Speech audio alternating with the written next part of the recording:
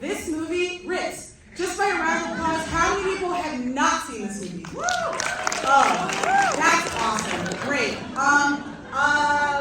Born and raised in LA, all the guys that I thought were hot love surf movies. So they would, they love Step into Liquid, Endless Summer, Point Break.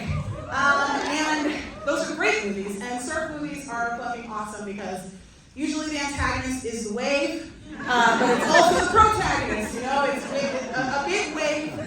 It seems like it's a rare time to witness the Earth's mighty majesty.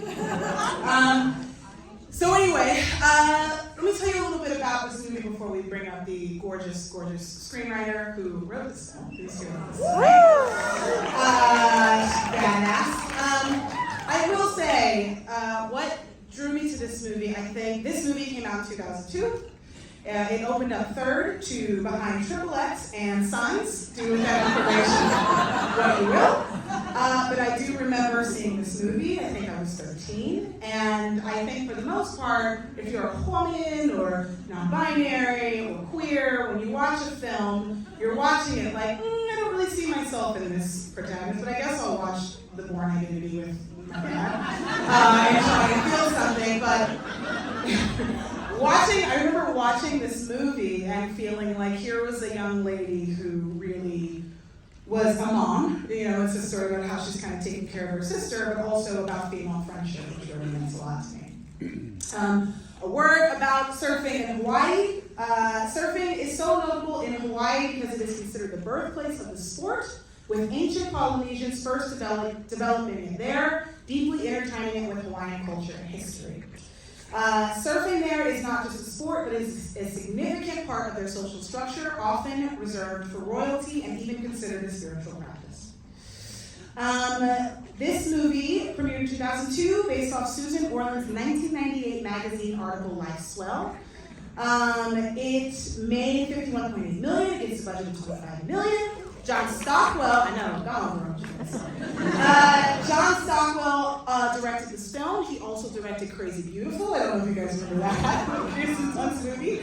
Into the Blue, and a bunch of episodes of The L Word, which kind of makes sense because a lot of the DMs I got about this movie was a lot of women saying this film made me gay. Love to see it. It was definitely a queer text. A couple of really interesting facts my best friend and I looked up before we got here.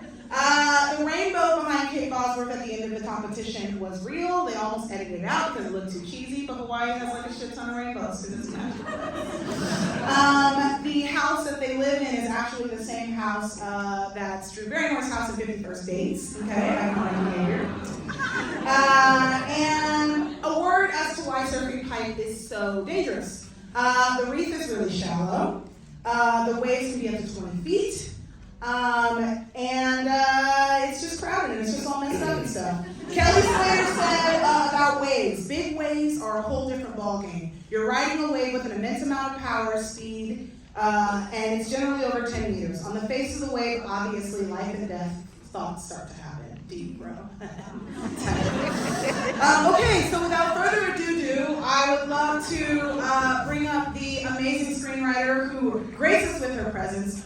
She is the fabulous Lizzy Weiss, ladies and gentlemen.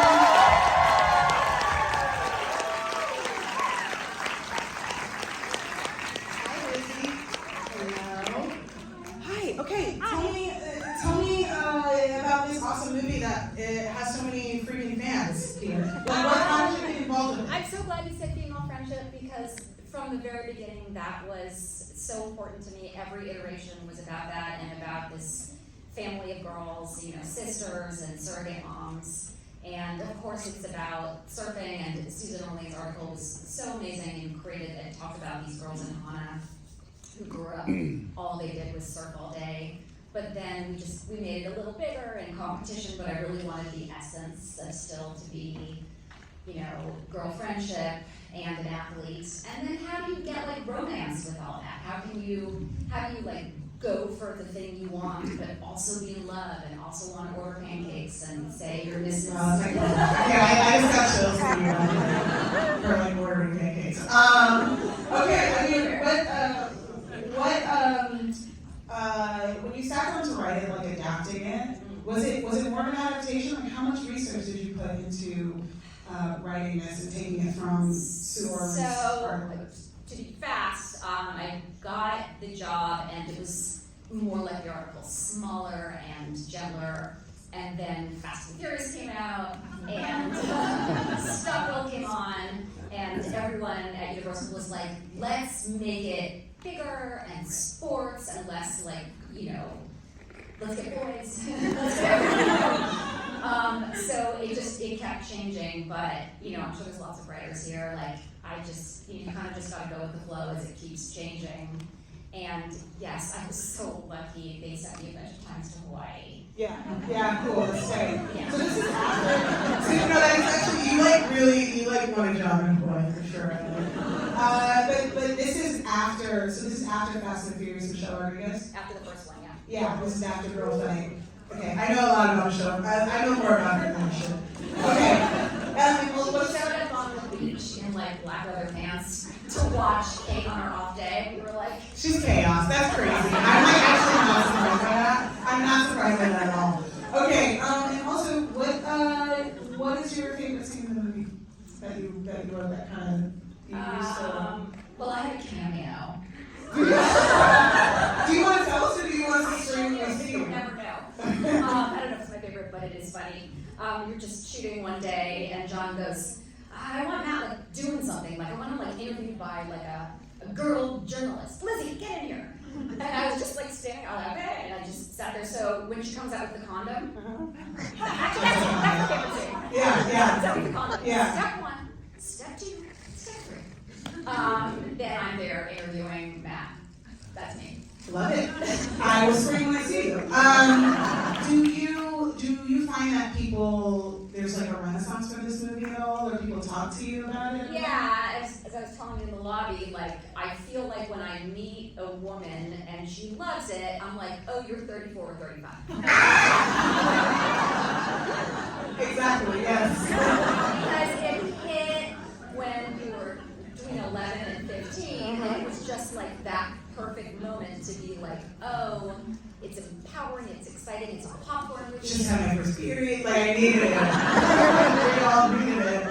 Yeah, cool. It was like there was like 3. You can go see Triple X, I guess, but you can also just go see Blue Crush, and that's like way better. I don't know, Triple X kind of cool. Okay, and also, God, I had a question that I thought. But yeah, it's 22 years later. It's 22 years later. We're still here. Is there anything that you want us to think about when we watch it? I mean, I think anyone who's seen it knows, like, I really love, well, if you haven't seen it, but like the scene with the woman at the end, and they're not like, they're working together. And it's a different way of being. You can still be super competitive, but in a different style.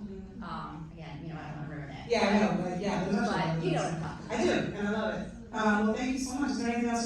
Her kids are here, so your mom's like cool as hell. We're all here.